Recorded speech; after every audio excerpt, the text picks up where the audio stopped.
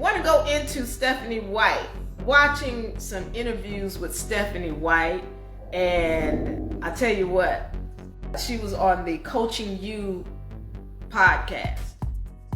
It's really exciting. I mean, certainly, you think about Kelsey Mitchell, and she's been through the lulls in the Indiana Fever franchise, and now to be on the other side of that, as a cornerstone. And every team has a big three, right? And you think about having a great wing like her, and a great point guard, and a generational player in Caitlyn Clark, and a great post player in Aliyah Boston. And we all know there's no substitute for experience, and these players got great experience in the playoffs this year. They're all hungry to grow, and hungry to improve, and hungry to be coached, and hungry to win.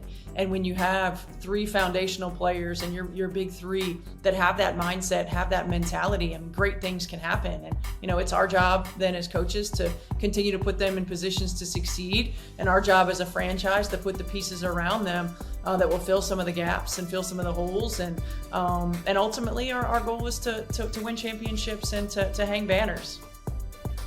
All right.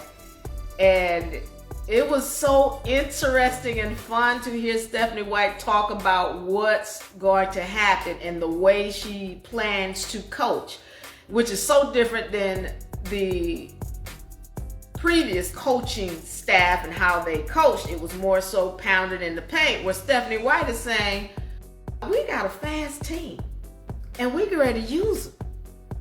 Pace. One of the downfalls of having a veteran team like we had in Connecticut was we weren't very fast. We didn't play very fast. One of the great things about Indiana is they love to play fast, right? So, what you want to play, I want to play with great pace. It's too hard in our league, and defenses are too good to allow them to get set, to allow them to be able to predetermine what you're going to do. So I also want our players to use their instincts and to play free. We want to make plays, not run plays, right? We want to have sets that give us certain spacing that we want, depending upon our rotations, who's on the floor, who we want to attack, what matchups we want to get to, how can we manipulate them. So we'll have certain play calls that just give us space to operate. And then whichever play we make, whichever pass we make determines, one of three actions that our players can read from. And so really giving them the freedom to play within a system, to get to the matchups, and really challenging them to find the matchups, the reads, the shots that we want. And I think that's going to be the next step for a young team. And for a young team, sometimes you need it really structured. Sometimes you need to know what's coming. Sometimes you need to know exactly who's going to get the ball and when. Well, good defenses are going to take advantage of that right away, and you're going to be limited. So the goal for us is to put them in positions to make plays and allow them to do what they do best.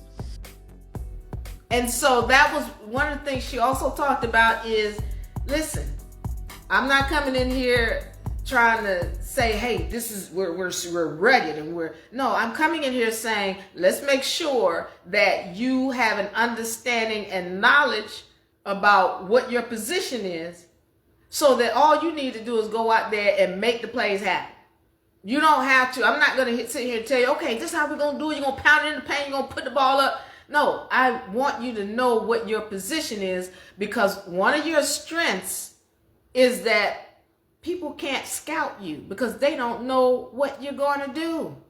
So Stephanie White is coming in here with the whole attitude of, we're going to play. And here's the other thing that she kept saying that I love so much. I started watching Caitlyn Clark when she was in the 8th grade, when I was at Vanderbilt. How about and then I called a lot of her games in college when she was at Iowa. And so I've really watched her continue to learn and grow, and I have great relationships with her college coaches, and had multiple conversations with them throughout the course of her career about what the next steps would be, right? And what the next level would be. And she's hungry to grow and hungry to get better. And so number one, again, that two-way communication. It's been a long time since I've played. So players that are on the floor, they know, right? Like they get a sense, they get a feel of what's working, what's not. My first conversation with her about X's and O's the other day, I was just like, okay, well, how do you want to improve? Like, what are some of the things that you want to improve on? And then we'll talk about how we want to do that. And then I talked to her about how I think we can use her to help her be more efficient, help her be more effective, to help our team be better in general. She's a great player. She's a high IQ player. She adjusted really quickly to this league. Unbelievably quick to this league. And now it's about becoming not just a great player, but becoming a great leader for this team so that we can win not just a championship, but championships. And what does that look like?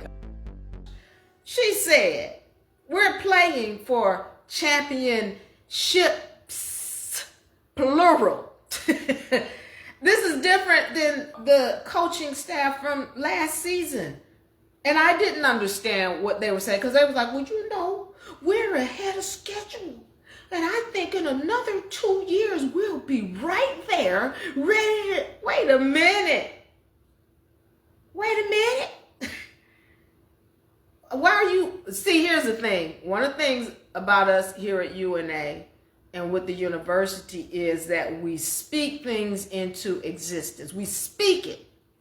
And we definitely don't downplay things by speaking it away from us. Well, in 2 years, it's like, why are you not talking about next year? I want to hear you talking about this year. It was almost as though it was like, well, we don't expect to go into the playoffs. And here is Stephanie like, no, we are playing for championships, plural. Oh, I love it. I love it.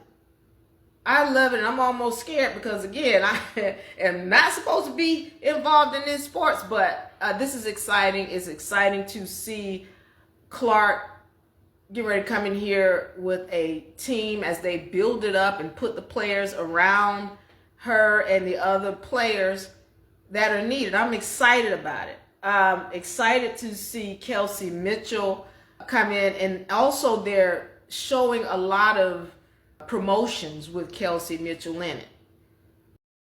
You know, there's all of these, there's undertones with Kelsey Mitchell too, saying, well, is she coming back?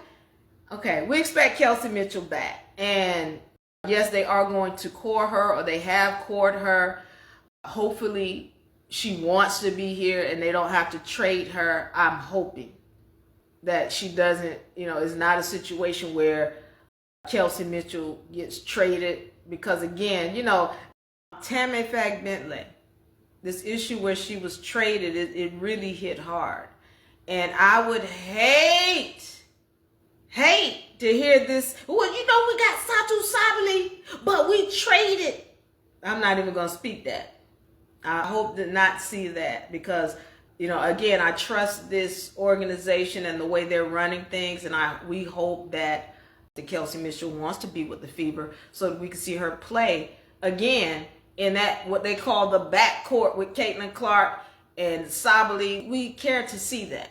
So that's what I'm hoping for. I was expecting Fag Bentley to be on the team too, but she's not here. But we do want to see Sabali. We do care to see Mitchell, Boston, Hull. We care to see them in the lineup.